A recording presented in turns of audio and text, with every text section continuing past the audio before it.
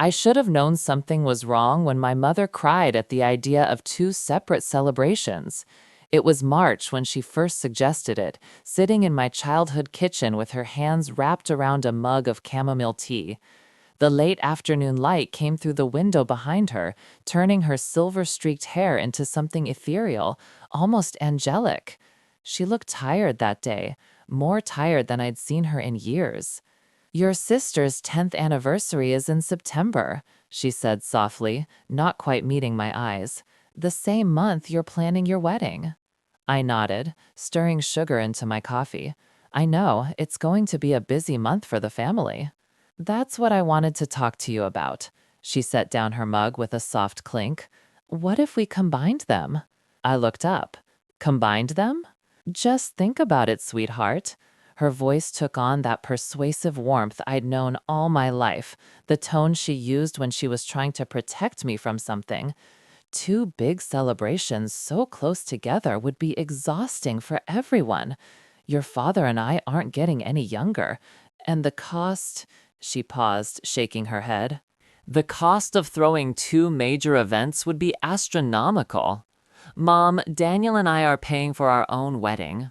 I know, I know." She reached across the table and took my hand. Her skin felt papery, delicate. "But there's the rehearsal dinner, the family accommodations, the gifts. It adds up. And your sister, well, you know how hard things have been for them financially." I did know. My sister Claire and her husband Marcus had been struggling for the past 2 years. His business had taken some hits, and they'd had to downsize their house. Claire had mentioned it during our last phone call, her voice tight with stress I wasn't used to hearing from her. Claire had always been the golden child, the one who did everything right first. First to graduate, first to get married, first to buy a house. Watching her struggle felt like watching the natural order of things tilt sideways. "So what are you suggesting exactly?" I asked. My mother's face brightened. "A joint celebration. We could book a beautiful venue, something really special. Split everything down the middle.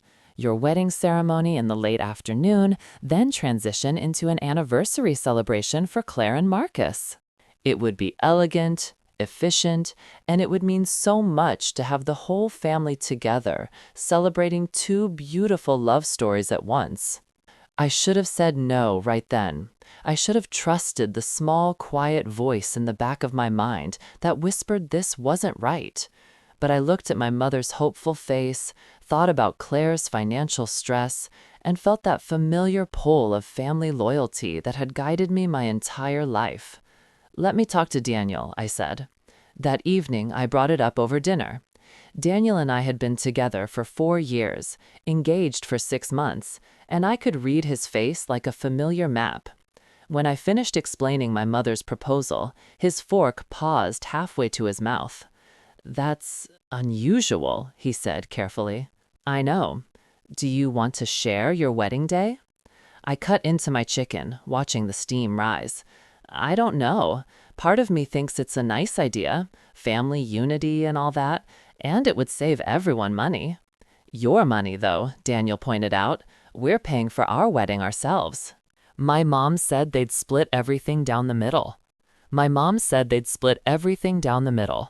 Daniel set down his fork. He had this way of looking at me when he was concerned, his dark eyes steady and searching. "Sweetheart, I love that you care about your family. It's one of the things I love most about you. But this is our wedding day. This is supposed to be about us." "I know." I reached across the table and took his hand.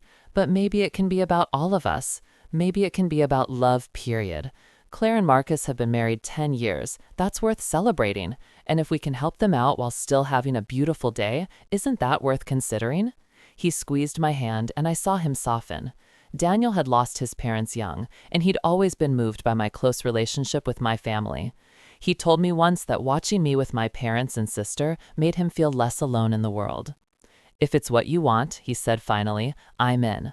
But promise me we'll get everything in writing. Clear contracts, clear financial arrangements. I don't want any confusion later." "Of course," I said, and I meant it. Looking back now, I realized that was the moment. That was when I could have stopped everything.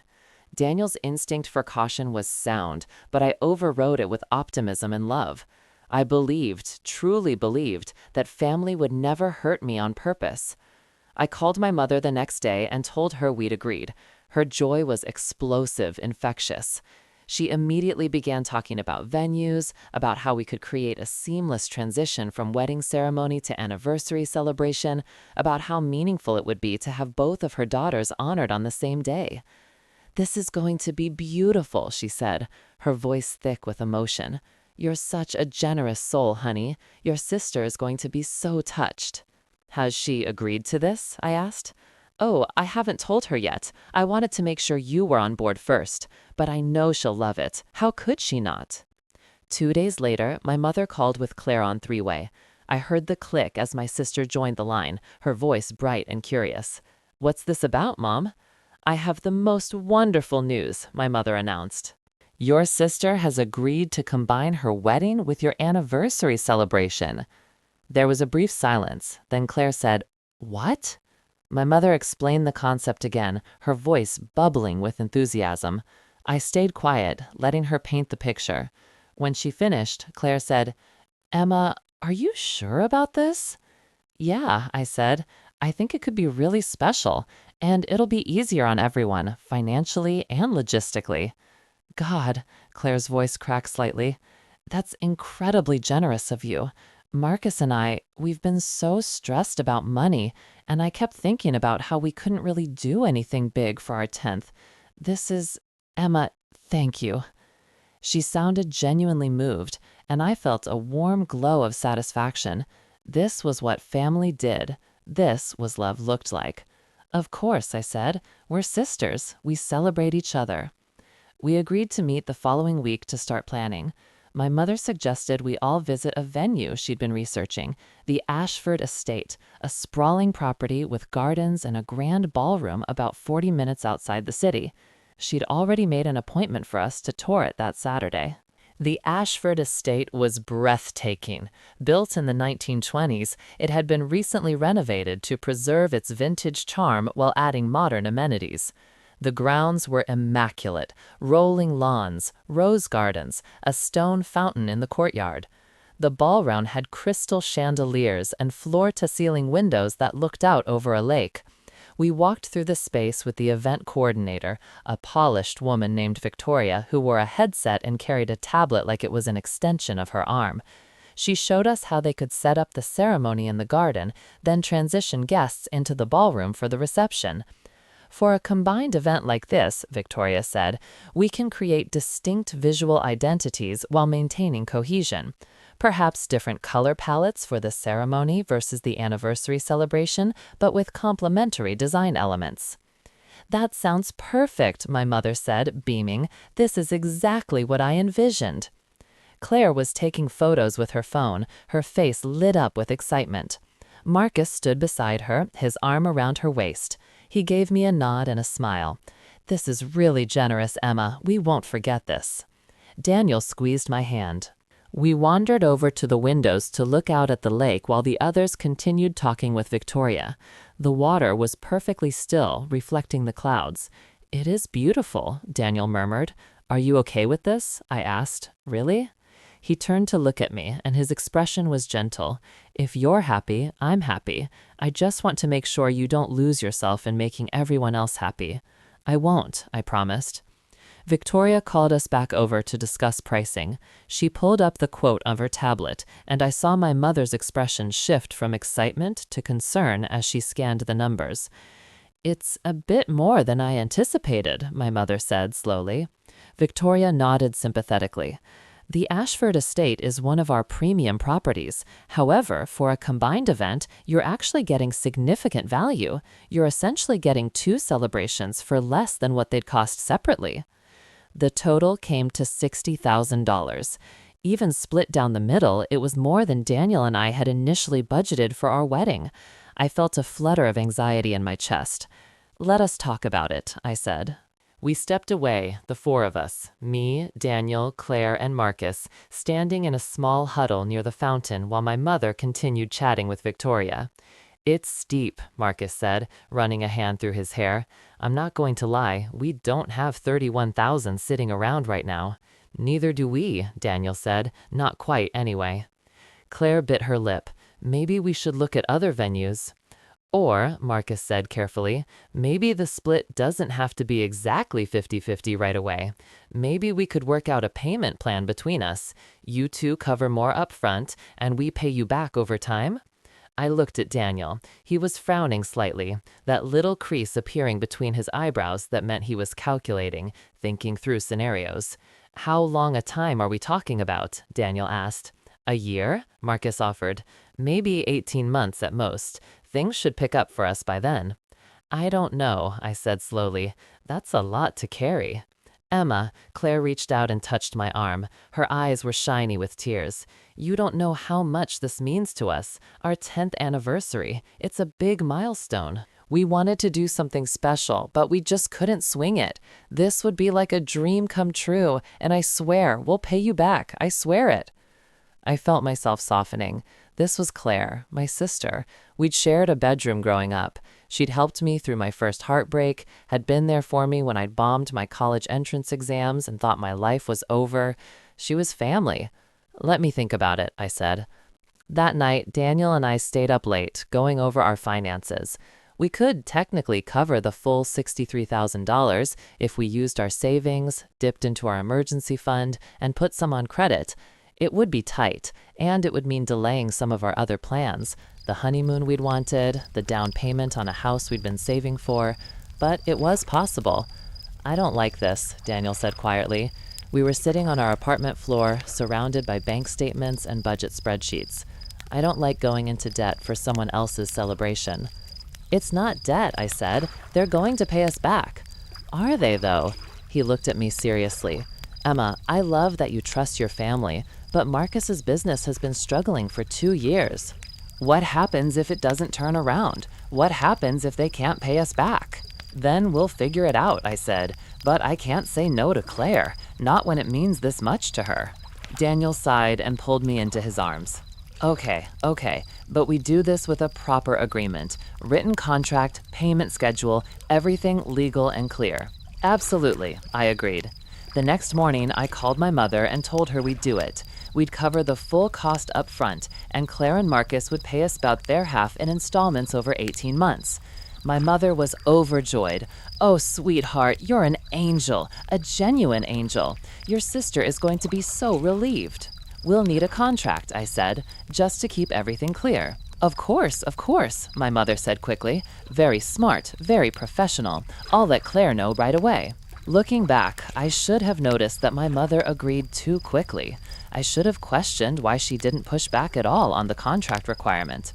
But I was caught up in the excitement, in the warmth of being the one who could save the day, who could make everyone happy. The planning process began in earnest. We had 6 months until September, and there was so much to coordinate. Victoria became our primary contact, and we had weekly calls to discuss details. Flowers, catering, music, decorations, seating arrangements, everything needed to serve dual purposes. For the most part, it was fun. Claire and I spent hours together, sorting through invitation designs and cake flavors. We laughed more in those months than we had in years. It felt like being kids again, like we were playing dress-up in our mother's closet. The contract, however, proved complicated. Claire and Marcus kept delaying signing it. First, Marcus needed to have his lawyer review it. Then the lawyer suggested some changes. Then there was confusion about the payment schedule. Each time I brought it up, Claire would say, I know, we're working on it. Don't worry, we're good for the money. Emma, we need that contract signed, Daniel reminded me regularly. We're making deposits. We're locking in vendors. We need this in writing. I'll push harder, I promised, but I didn't push hard enough. Every time I tried to be firm with Claire, I'd see the stress in her face, the way her shoulders were always tense, and I'd soften. I'd think, she's family. She wouldn't screw me over. The contract is just a formality. By July, we still didn't have a signed contract, but we'd already paid deposits totaling $25,000. Victoria had explained that the Ashford estate required 50% down to hold the date, and the rest would be due 2 weeks before the event. Should we slow down until they sign? Daniel asked. It'll be fine, I said, with more confidence than I felt. Claire's my sister. August arrived hot and humid. The wedding was 6 weeks away. Claire and I went dress shopping together. I needed a wedding gown. She wanted a new dress for the anniversary celebration. We brought my mother along, and it turned into one of those golden days that felt perfect while it was happening. I found my dress in the third boutique we visited. It was ivory silk with delicate lace sleeves, elegant and simple. When I stepped out of the dressing room wearing it, my mother cried. Claire hugged me. The consultant clapped her hands and said, "That's the one." Claire found a gorgeous emerald green gown that brought out her eyes. We laughed as we stood side by side in the boutique's mirror, me in white, her in green, both of us glowing. September 20th, Claire said, squeezing my hand. It's going to be the most beautiful day. It really is, I agreed. 2 weeks before the wedding, Victoria called me. Emma, I need to go over the final details with you, and I need the balance of the payment. Of course, I said. Let me get my notes. We spent an hour on the phone going through every element of the event. Guest count, menu selections, timeline, music cues, everything sounded perfect. At the end, Victoria said, "Wonderful. So the remaining balance is $38,000. We accept bank transfer or certified check, and we'll need it by Friday." Got it, I said. I'll arrange the transfer this week. That evening, I sat down with Daniel to move money around. We'd been careful over the past months, cutting expenses, picking up extra work. We had enough to cover our half, $31,500. I sent a text to Claire. Need your half of the final payment by Friday. Can you transfer $31,500 to my account, and I'll send it all to the venue? She responded 2 hours later. Can we talk tomorrow in person? My stomach tightened slightly, but I replied, sure, coffee at 10? She sent a thumbs up emoji. I should have known then. I should have heard the alarm bells. But I talked myself into calmness, into trust. Claire arrived at the coffee shop 15 minutes late, looking frazzled. Her hair was pulled back in a messy ponytail, and she had dark circles under her eyes. Sorry, she said, sliding into the booth across from me. Marcus's car wouldn't start this morning. It's been a whole thing. It's fine, I said. Everything okay? She ordered a latte, and we made small talk until it arrived. Then she wrapped both hands around the cup and said, So, the money. Yeah, I need to transfer it to the venue by Friday. Right, she took a sip, not meeting my eyes. The thing is, we're a little short right now. My heart sank. How short? Like, all of it. We don't have it. I stared at her. You don't have $31,000? Emma, I'm so sorry. Things have been worse than we let on. Marcus's business lost a major contract last month, and we've been hemorrhaging money. We barely made our mortgage payment this month. Claire, my voice came out flat, shocked. The wedding is in 2 weeks. I know, God, I know. But we'll get the money, I promise. Marcus has some leads, some deals that should close soon. We just need a little more time. Time? I could feel panic rising in my chest. The venue needs the payment by Friday. That's 4 days from now. Can you cover it? She finally looked up at me, and her eyes were desperate. Just for now. We'll pay you back, every penny. I swear on my life, Emma. Claire, we've already paid more than our half. We've paid most of the deposits because you guys kept saying you'd catch up later. We don't have another $31,000 just lying around. But you have savings, she said, and Daniel has family money. Daniel does not have family money, I said sharply. His parents are dead. He has a small inheritance that's earmarked for emergencies. That's it. This is an emergency, she said. The wedding is in 2 weeks. If we don't pay, we lose everything, right? All the deposits, all the planning. This is an emergency. I felt like I was falling, like the ground had disappeared beneath me. You've known for months you didn't have the money. I thought we'd be able to come up with it, she said, her voice breaking. I really did.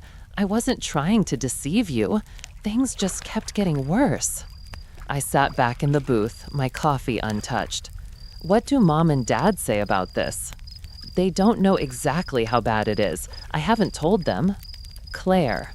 What was I supposed to do? She demanded, and now there were tears on her cheeks.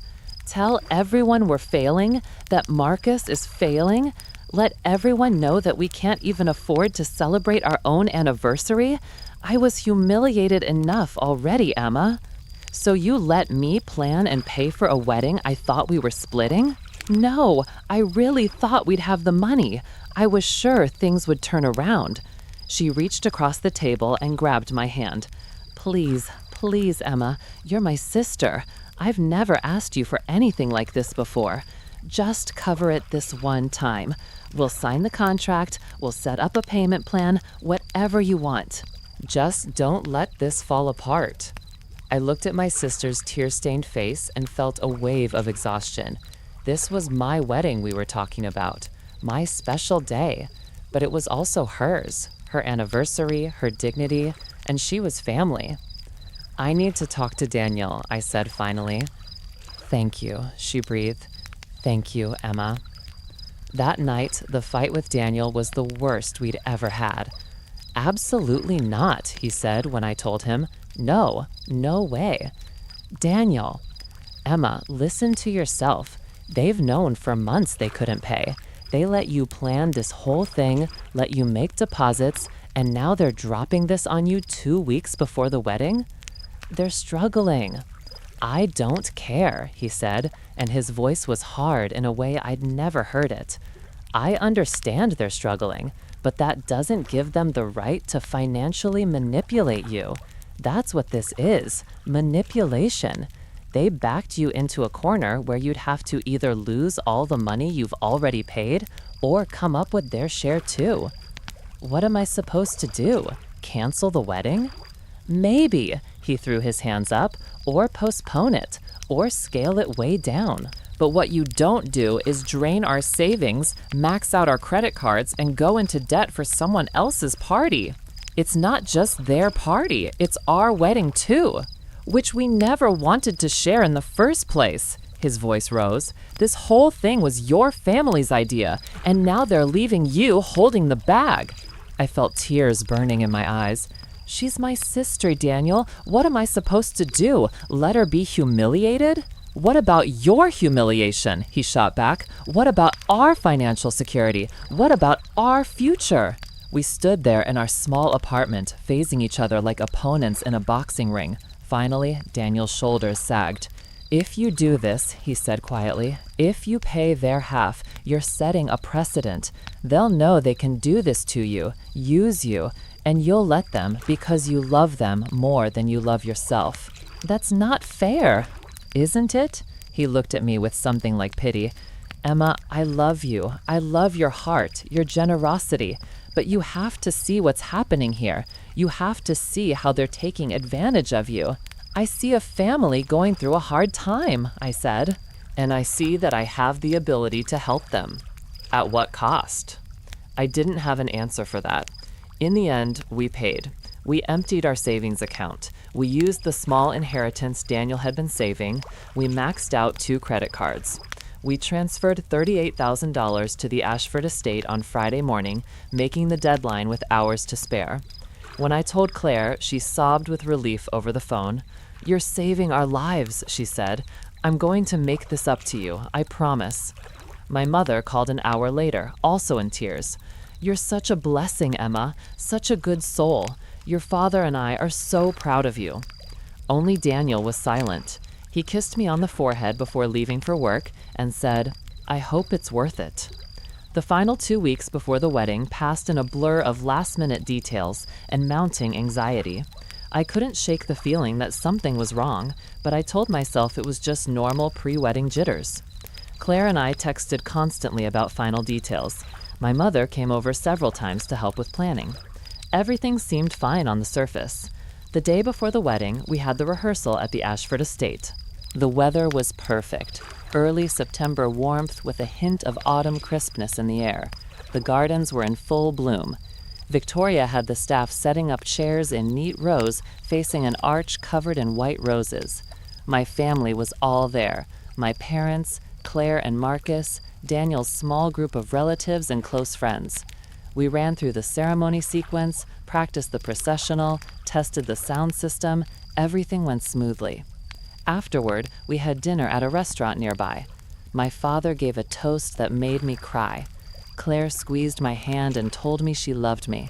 Daniel's aunt told embarrassing stories about him as a child. It felt like family, like love, like everything a wedding should be. That night, Daniel and I stayed in separate rooms, following tradition. I was at my parents' house in my childhood bedroom, staring at the ceiling, trying to calm my racing thoughts. My phone buzzed with a text from Daniel. "Tomorrow you become my wife. I'm the luckiest man alive." I smiled and typed back, "I love you."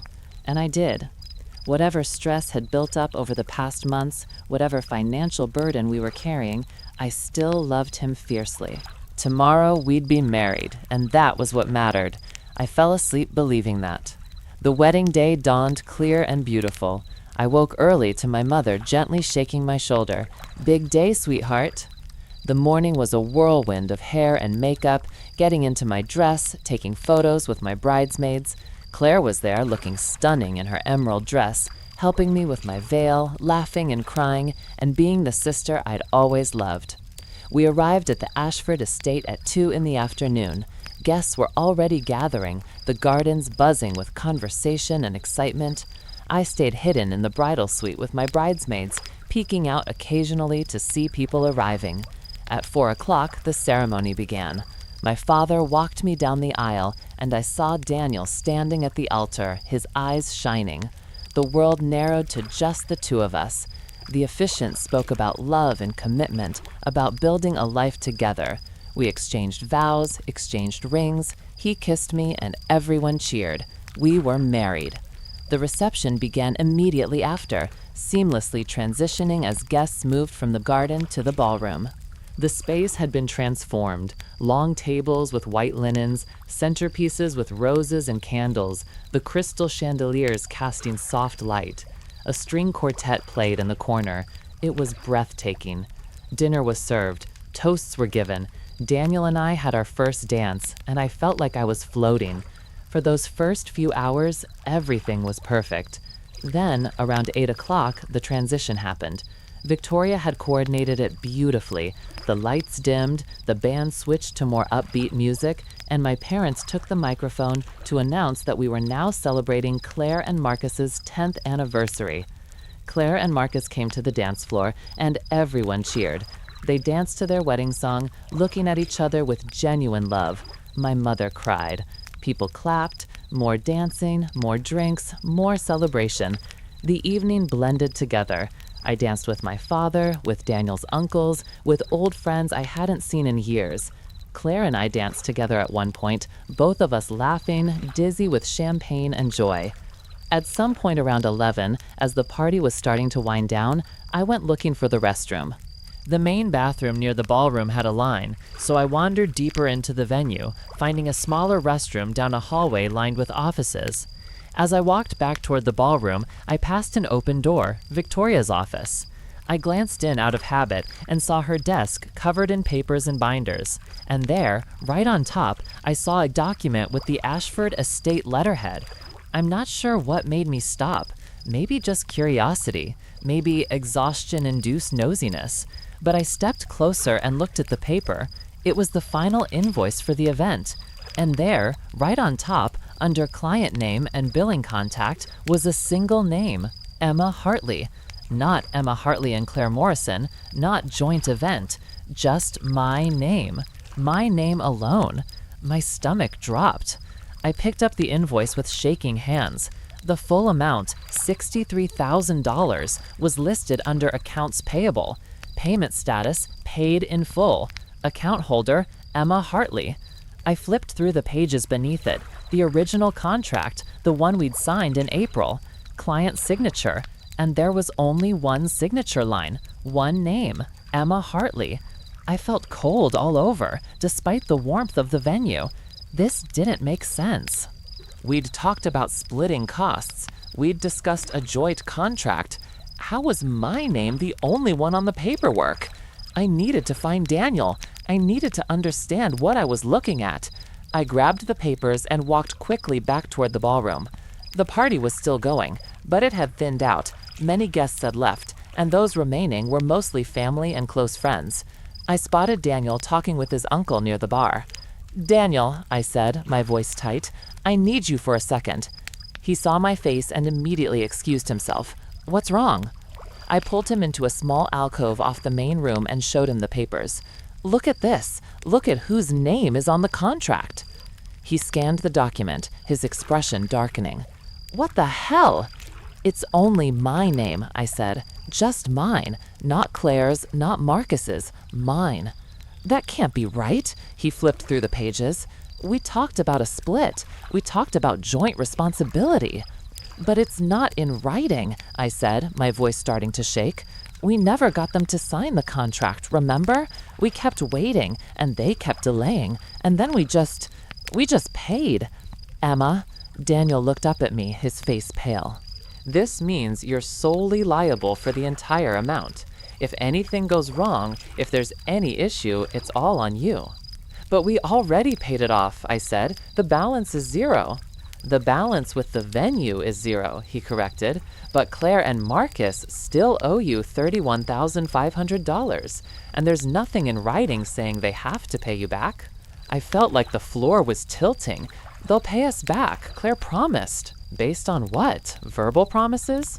"Emma, this contract says you, and only you, are responsible for this event. As far as the law is concerned, you threw yourself a very expensive party." I looked back toward the ballroom, where I could see Claire and Marcus dancing, her head on his shoulder, both of them smiling. My mother was watching them with such pride. My father was laughing at something someone said. "They wouldn't do this on purpose," I said, but my voice sounded hollow even to my own ears. "Maybe not," Daniel said, "but they let it happen, and now we need to figure out what the hell we're going to do about it." We decided not to make a scene that night. It was still our wedding, still a celebration. But I couldn't shake the cold dread that had settled in my chest. I went through the motions, cutting the cake, tossing the bouquet, saying goodbye to guests. But I felt like I was watching myself from a distance, like I was playing a role in someone else's life. Claire hugged me tight before she left. "This was the most magical day," she whispered. "Thank you for sharing it with me." "Of course," I said automatically. My mother kissed my cheek. "My beautiful girls, both so happy." Daniel and I had booked a hotel room for the night. We were leaving for our honeymoon, a modest, drastically scaled-down trip, in 2 days. As we drove away from the Ashford estate, I saw the venue glowing in the rearview mirror, and all I could think about was that invoice with my name on it. In the hotel room, we sat on the edge of the bed, still in our wedding clothes, and looked at the photos I'd taken of the contract on my phone.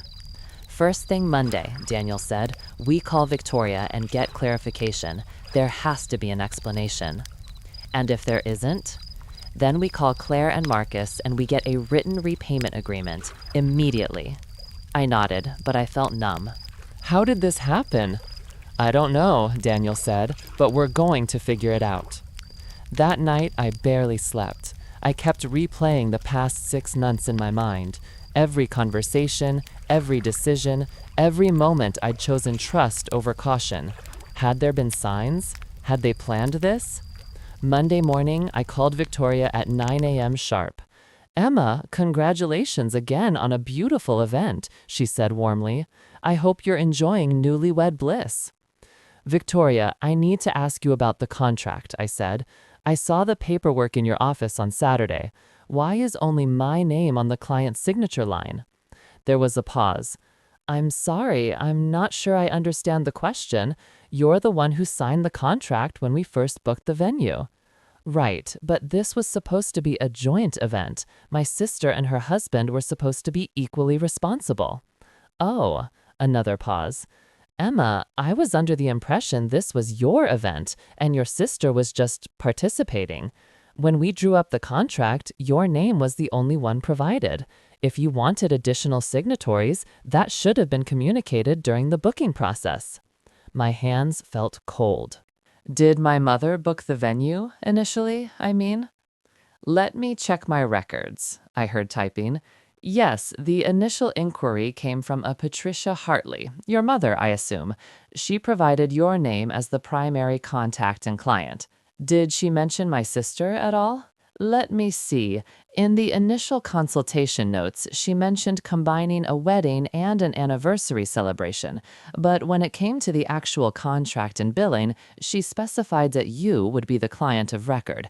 She said you were handling the financial arrangements. I felt sick. Did she say anything about splitting costs? Not in any official capacity, just that the event would celebrate both occasions. Victoria's voice became concerned. Emma, is something wrong? Is there an issue with the billing? No, I said automatically. No, the billing is fine. I was confused about the paperwork. Thank you for clarifying. After I hung up, I sat in silence for a long moment. Then I called my mother. She answered on the third ring, her voice cheerful. Hello, darling. How's the new bride? Mom, I need to ask you something about the venue contract. The contract? What about it? Why is only my name on it? Well, you were the one getting married, honey. It made sense for you to be the primary contact. But this was supposed to be a joint event. Claire and Marcus were supposed to be equally responsible. They were celebrating with you, yes. No, Mom, they were supposed to pay half. We discussed this. We agreed to split everything down the middle. Oh, sweetheart. Her voice took on a soothing quality that I suddenly recognized as patronizing. You know how tight things have been for Claire and Marcus. When we planned this, I think we all understood that you'd be covering most of the costs. You and Daniel are doing so well financially. We are not doing well financially, I said, my voice rising. We drained our savings. We used Daniel's inheritance. We maxed out credit cards. We did that because we thought we were lending Claire and Marcus money that they'd pay back. Well, of course they'll pay you back when they can. When they can, I repeated. Mom, we had an agreement, a specific agreement. They owe us $31,000. Emma, I really don't think this is the time to be discussing money. You just got married. You should be happy, not worried about dollars and cents. Dollars and cents? I could hear my voice getting shrill, but I couldn't stop it. Mom, this is our entire savings. This is our future. Your sister needed this, my mother said, and now there was steel in her voice. She's been through so much. Her marriage was struggling. Marcus's business was failing. They needed something to celebrate, something to remind them why they fell in love, and you had the means to give that to them. You set me up, I said slowly. You put only my name on the contract. You made sure I'd be solely responsible. I did no such thing, she said, sounding offended. I simply made the arrangements that made the most sense. You were always going to pay for your own wedding anyway. This way, Claire got to be part of something beautiful without the stress of bills she couldn't afford. Did you ever intend for them to pay me back? Silence. Mom, did you ever actually intend for Claire and Marcus to pay me back? I think, my mother said carefully, that families help each other, and I think you're being very selfish right now, turning a beautiful gesture into some kind of financial transaction. I hung up on her. I actually hung up on my mother for the first time in my life. My hands were shaking. I called Claire next. She didn't answer. I tried again. Voicemail. I texted her. We need to talk about the money. Call me. No response. I tried Marcus's phone, straight to voicemail. For the next 3 days, I called and texted repeatedly. Nobody answered. My mother didn't call back. Claire didn't respond. Marcus was silent. It was like they'd all coordinated their avoidance. Daniel was furious. They're dodging you, he said. They know exactly what they did. I can't believe this, I kept saying. I can't believe my own family would do this. On Thursday, 5 days after the wedding, I drove to Claire's house unannounced. I needed answers, and clearly I wasn't going to get them over the phone. I rang the doorbell. I could hear movement inside, but nobody came to the door. I rang again, knocked. Claire, I know you're home. I can hear the TV. Please open the door. Finally, the door cracked open. Claire stood there in yoga pants and an oversized sweater, her hair unwashed. She looked exhausted. Emma, she said, this isn't a good time. When is a good time? I asked, because you won't answer my calls. She sighed and opened the door wider. Fine, come in. The house was messy, dishes in the sink, laundry on the couch. Claire led me to the kitchen and poured herself coffee without offering me any. We sat at the kitchen table, and for a long moment, neither of us spoke. I know what you're going to say, Claire finally said. Do you? You want to talk about money. Yes, Claire, I want to talk about the $31,000 you owe me. She wrapped both hands around her coffee mug. We don't have it. I know you don't have it right now, but we need to set up a payment plan. We need something in writing. Emma, we can't commit to a payment plan when we don't know where our next mortgage payment is coming from. I stared at her. So what are you saying? I'm saying we can't pay you back right now. Maybe not for a long time. How long? She shrugged helplessly. I don't know, a year, 2 years, however long it takes for Marcus to get back on his feet. Claire, Daniel and I are drowning. We have no savings. We're carrying credit card debt with interest piling up every month. We can't afford to wait 2 years. Then I don't know what to tell you, she said, and her voice had an edge to it now. You offered to help us. You knew our situation. You chose to pay for the wedding. I chose to lend you money for a joint event, I corrected. I did not choose to gift you a $30,000 anniversary party. It was our 10th anniversary, she snapped. A milestone, something worth celebrating. And you have a good job, a husband with a good job. You'll recover. We're barely surviving. That's not my fault. No, but it's not mine either. She stood up, agitated. You think I wanted to beg my little sister for help? You think it didn't kill my pride to let you pay for everything? I felt like a failure, Emma. Every single day of planning that wedding, I felt like a failure. But I swallowed my pride because I thought, I hoped, it would be a chance for Marcus and me to remember why we got married, to have something beautiful in the middle of all this darkness. And I'm glad you had that, I said, but that doesn't erase the fact that you owe me money. We'll pay you back when we can. That's not good enough. We need a written agreement. Then get a lawyer and sue us, she said bitterly. See how far that gets you with our finances. You can't get blood from a stone, Emma. We stared at each other across the kitchen table, and I barely recognized my sister. When had she become this hard, this defensive? Did you ever intend to pay me back? I asked quietly. Of course I did. I still do, just not on your timeline. Did Mom put only my name on the contract on purpose? Claire looked away. I don't know what Mom did. Yes, you do. Claire, look at me. Did you know the contract only had my name on it? I didn't see the contract, she said, but she wouldn't meet my eyes. But you knew. Somehow, you knew I'd be the only one legally responsible. I knew Mom was handling the venue booking, she said carefully. I knew she was managing the logistics. I didn't ask questions because I was so overwhelmed with everything else. That's convenient. What do you want me to say? She finally looked at me, and her eyes were hard. That we planned this? That we deliberately set out to scam you? We didn't. Things just happened, and now we're all dealing with the consequences. I'm dealing with the consequences, I corrected. You got a free party. Get out, she said quietly. What? Get out of my house. If all you're going to do is throw this in my face, then leave. I can't deal with this right now. Claire, I said leave. I left.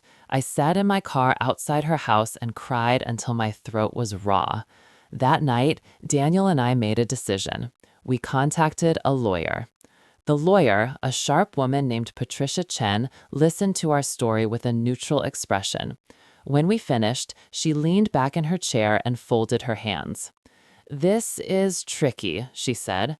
"You have no written agreement. The venue contract is in your name alone. Any promises made were verbal." "So we have no recourse?" Daniel asked. "I didn't say that." Verbal contracts can be enforceable, but they're much harder to prove. You'd need evidence, texts, emails, witnesses who can testify to the agreement. I pulled out my phone and started scrolling. There had to be something, some text exchange, some email chain, and there was. Not much, but something.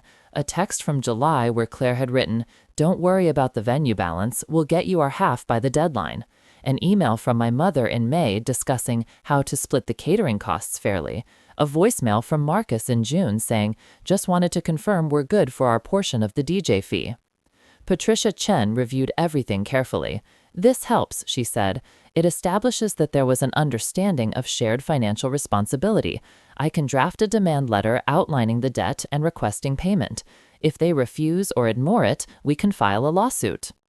"What are the chances of actually getting the money?" I asked. "If they truly don't have assets, it's difficult. We could get a judgment, but collecting on it is another matter.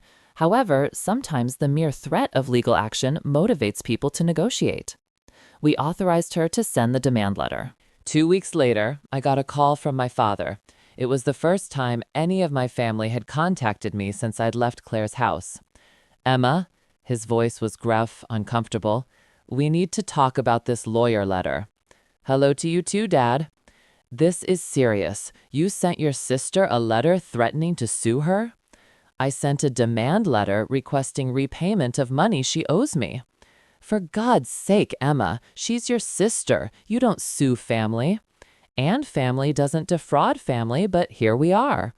"Nobody defrauded anyone," he said, and he sounded tired. "This was a misunderstanding that got out of hand." "A misunderstanding where I paid $63,000 for an event that was supposed to be split equally?" "You have to understand how hard things have been for Claire and Marcus. They're drowning, Emma. They might lose their house." "I might lose my financial future," I shot back. "Daniel and I had savings. We had plans. We were going to buy a house, start a family. All of that is on hold now because we're buried in debt." "You'll bounce back. You're young. You both have good jobs." "That's not the point," I was shouting now. "The point is that I was lied to. I was manipulated. My own mother put my name alone on a contract to make sure I'd be stuck with the bill. My own sister avoided me when it came time to pay up. My whole family used me, and now you're all acting like I'm the villain for wanting my money back." "If you pursue this lawsuit, you'll tear this family apart," my father said quietly. "The family was torn apart the moment you all decided I was an acceptable casualty." He was silent for a long moment. Then, "Your mother is very upset. She hasn't been sleeping. She says you've been cruel to her." I laughed, but it came out bitter. "I hung up on her one time after she admitted she never expected Claire to pay me back. That's my crime." "Emma, please, think about what you're doing."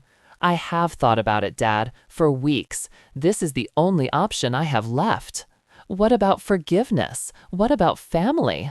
"What about accountability?" I countered. "What about honesty? You're asking me to forgive and forget, but nobody has even apologized. Nobody has admitted they did anything wrong. You all just want me to absorb the loss and pretend everything is fine. I'm asking you not to destroy your relationship with your sister over money. Claire destroyed our relationship when she decided her comfort was more important than my financial security." My father sighed heavily. "I'm disappointed in you, Emma. I raised you to be better than this." He hung up. I sat there staring at my phone, feeling hollowed out. My father was disappointed in me. Not in Claire for taking advantage, not in my mother for orchestrating the whole thing, in me for having the audacity to stand up for myself. The lawsuit moved forward slowly. Patricia Chen filed the paperwork. Claire and Marcus hired a lawyer. My parents stopped speaking to me entirely. Daniel's family, at least, was supportive. His aunt called regularly to check on me. His cousins sent encouraging texts. They were furious on my behalf, which was validating but also exhausting. I was tired of being angry. I just wanted resolution. In December, 3 months after the wedding, we had a mediation session. It was the first time I'd seen Claire since I'd left her house. She looked terrible. She'd lost weight, and her clothes hung on her frame. Marcus looked worse, gaunt and gray, like he'd aged a decade. They sat across from Daniel and me in the mediator's office, and the air between us was glacial. The mediator, a patient man in his 60s, walked us through the situation. He asked Claire and Marcus to explain their position. Marcus spoke first.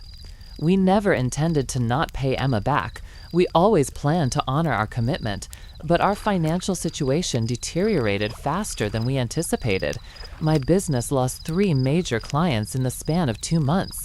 We've been using credit cards to buy groceries. We're barely holding on. And yet, you proceeded with an expensive anniversary celebration, Patricia Chen pointed out. We thought it would help, Claire said, her voice small. We thought, if we could have one good day, one reminder of why we're fighting so hard, it would give us strength to keep going. At Emma's expense, Patricia said. We didn't see it that way at the time, Claire said. She finally looked at me. Emma, I'm sorry. I am.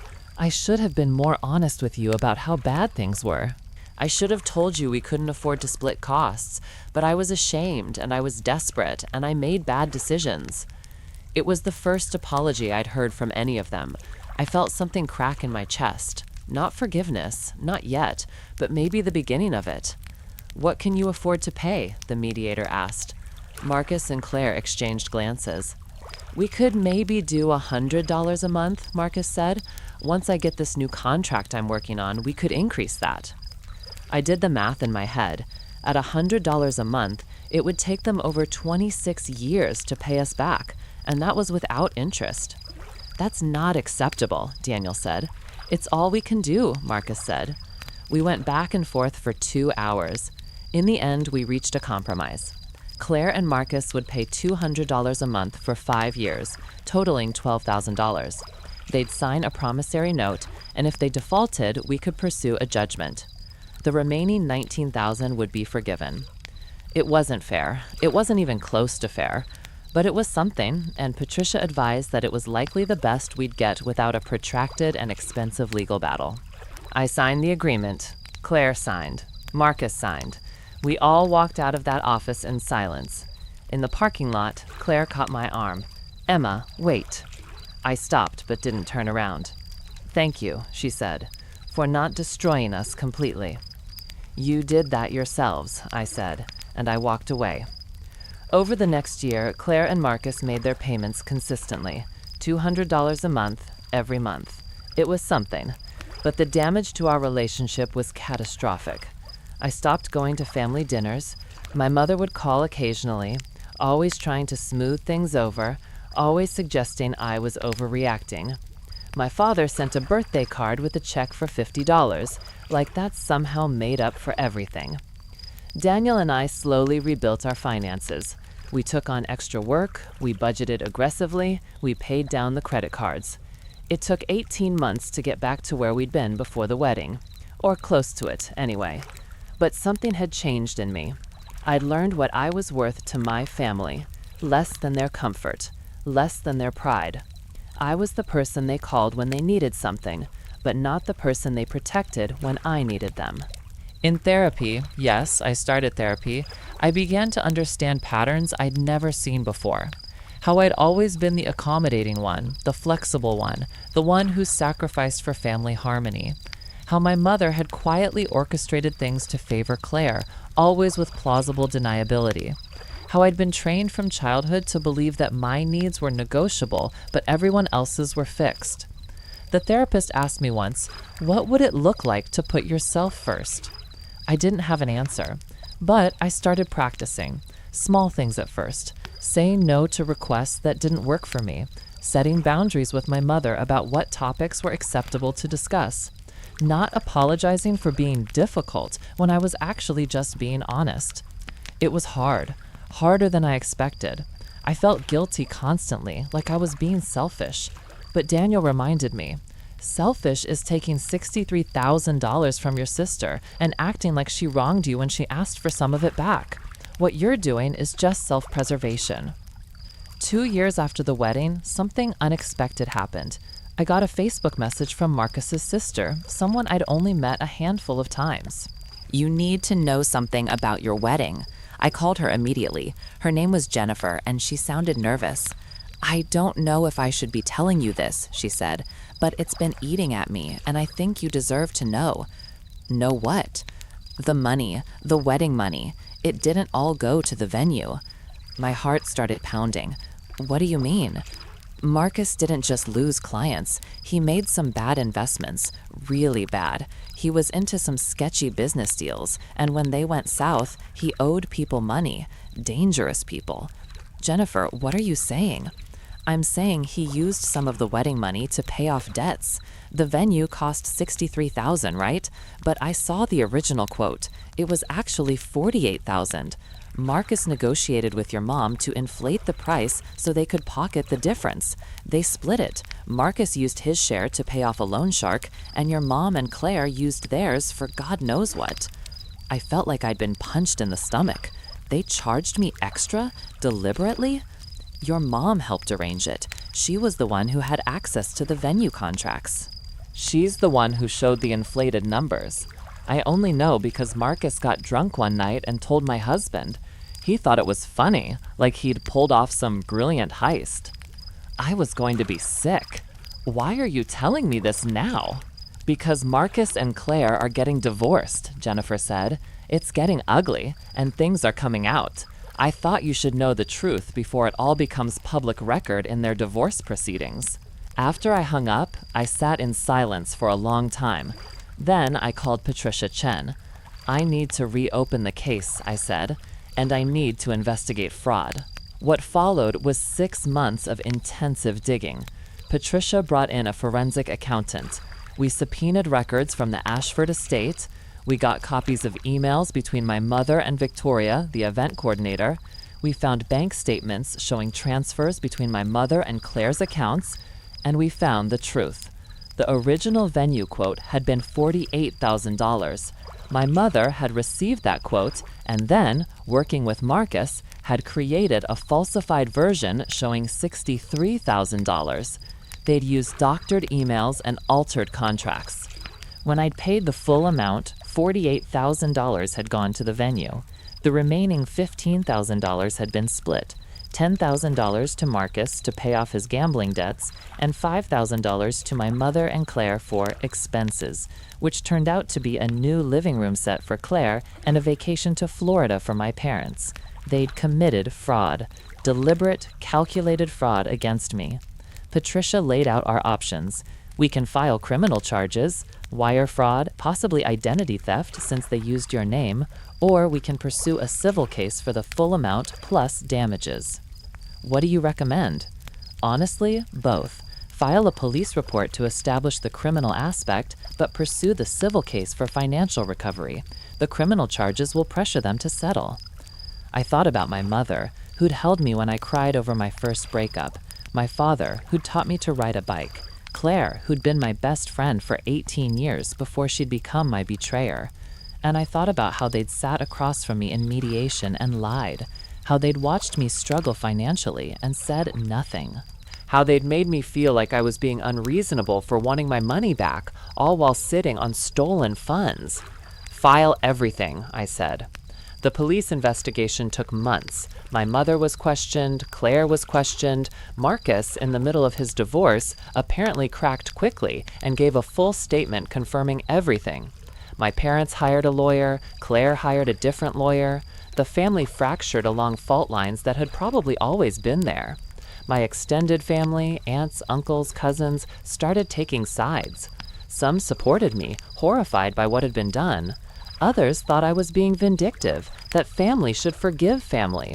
My mother's sister called me heartless in a Facebook comment that went semi-viral in our family network.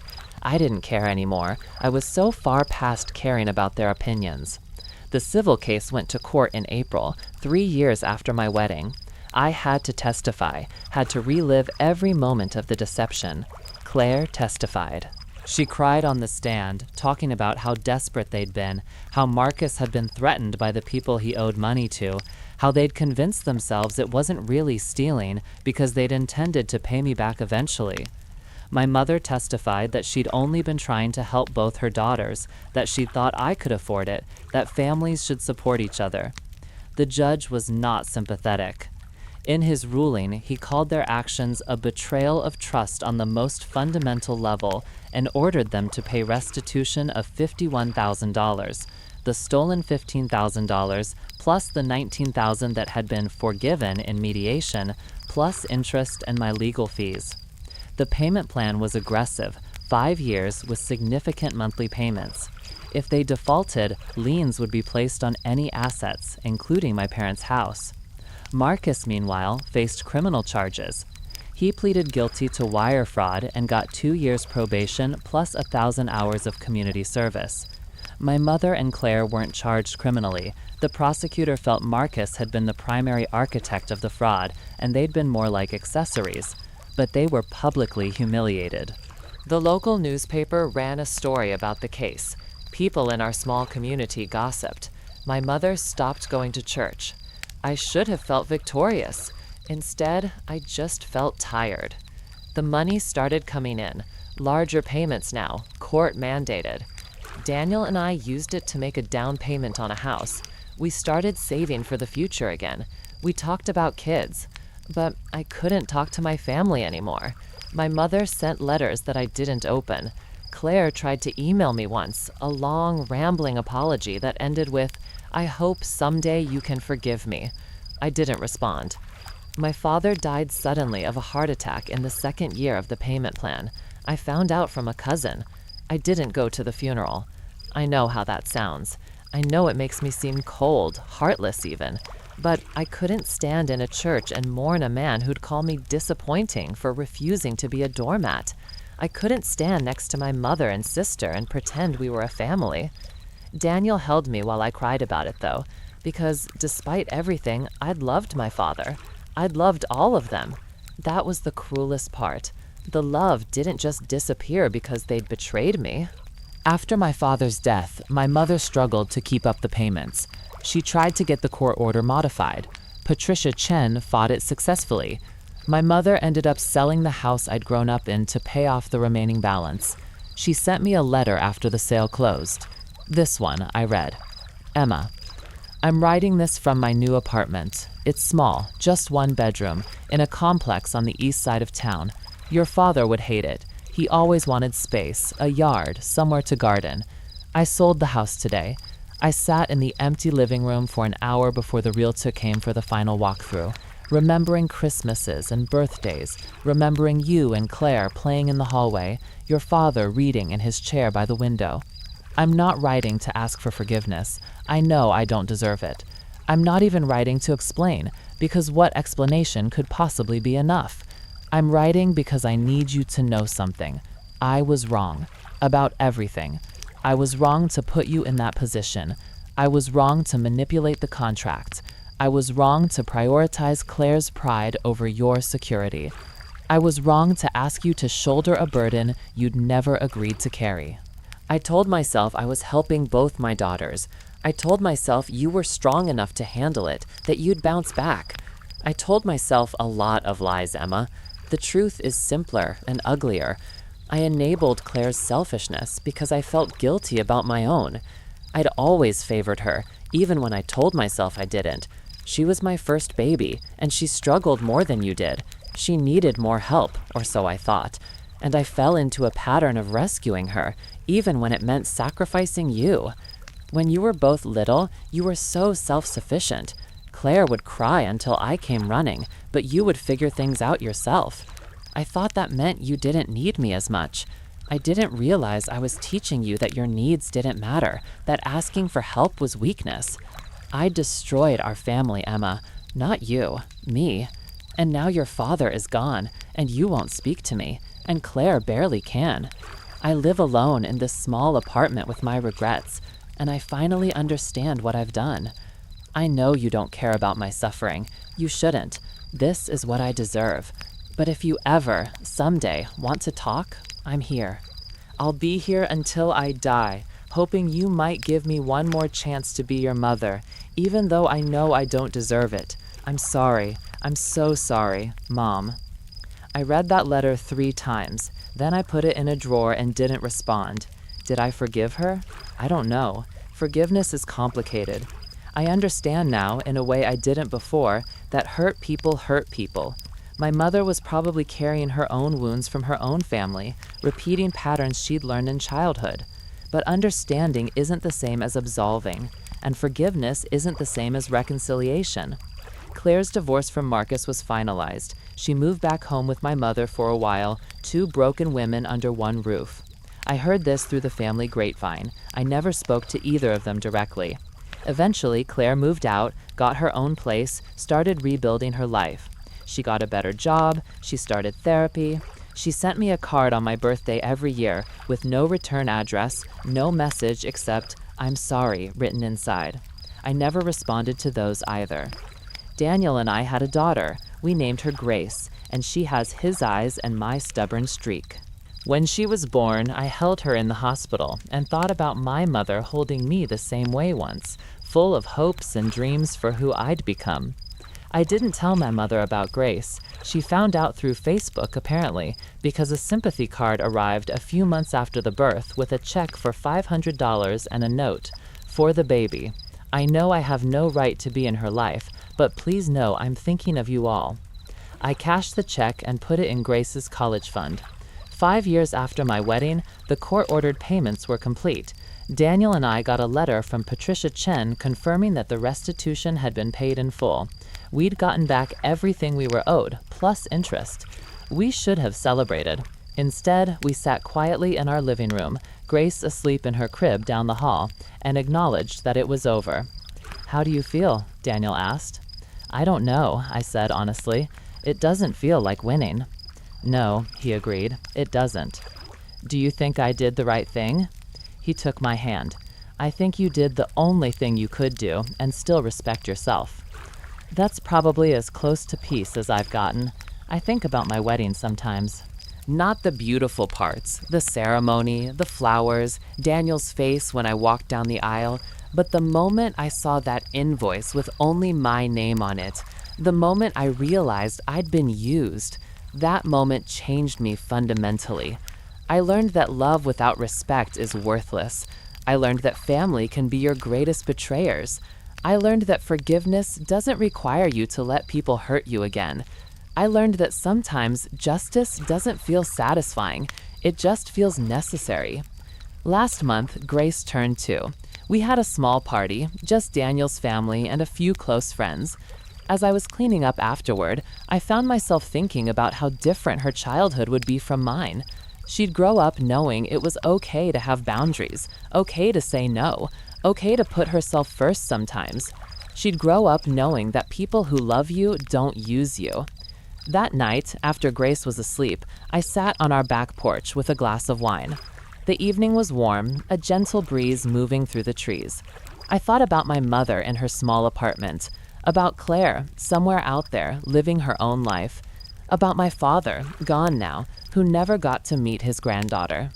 And I thought about forgiveness, what it means, whether I'd ever be capable of it. Maybe someday. Maybe when Grace is older and asks about her grandmother, her aunt. Maybe then I'll be ready to have a conversation, to see if anything can be salvaged from the wreckage. Or maybe not. Maybe some breaks are permanent. Maybe some betrayals can't be healed. But I'm not drowning anymore. I'm not carrying a burden that was never mine to bear. I've built a life with Daniel, a home full of love and honesty and respect. I've learned to value myself enough to walk away from people who don't. They used my name to pay for their happiness, but I used their truth to pay for my freedom. And in the end, freedom was worth the price.